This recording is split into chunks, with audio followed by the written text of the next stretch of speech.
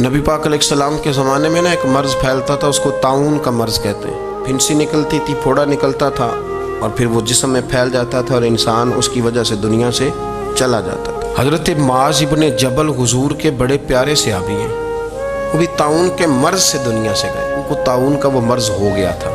हज़रत अबू उबादा बिन जर्राह रज़ी अल्लाह ताला अन्हु, नबी पाक अलैहिस्सलाम ने फरमाया ये मेरी उम्मत का अमीन है, उनको अमीनुल उम्मत कहा जाता है।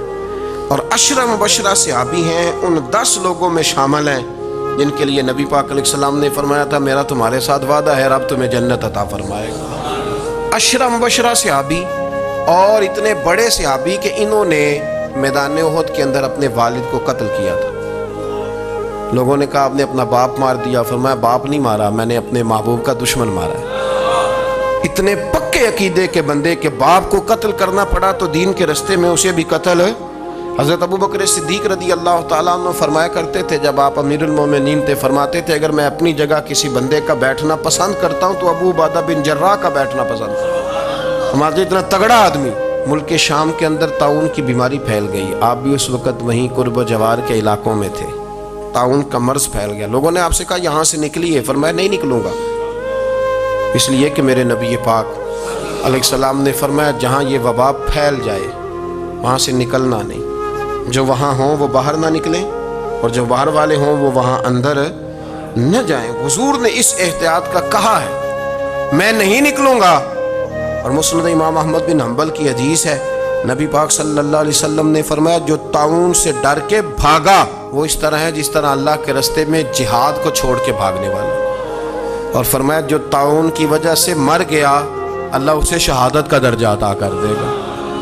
हज़रत अबू उबादा बिन जर्राह अमीनुल उम्मत, फरमाया नहीं जाऊंगा।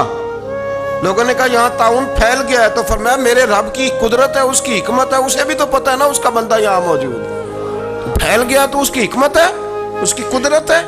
मैं कह चुका हूँ कि एहतियाती तदाबीर सारी इस्तेमाल करें, लेकिन खौफ खाना, सवार कर लेना चीज़ों को दिमाग पर, नफसियाती हो जाना, ये मामला दुरुस्त नहीं है। हज़रत अबू उबादा बिन जर्राह मस्जिद में नमाज के लिए जा रहे थे तो रास्ते में फिंसी निकली और मस्जिद में पहुंचने से पहले पहले विसाल कर गए। हज़रत मुआज़ बिन जबल जो बाद में खुद ताउन की बीमारी से तशरीफ ले गए, आपने उनका जनाजा पढ़ाया। इमाम नबवी फरमाया करते थे मैं जब भी हज़रत अबू उबादा बिन जर्राह की कब्र पे जाता हूँ तो मेरे दिल पे रोब तारी हो जाती। उनकी कब्र में भी अल्लाह ने रोब रखा हुआ है, मरने के बाद भी उनकी शान विसाल के बाद भी बड़ी बुलंद है।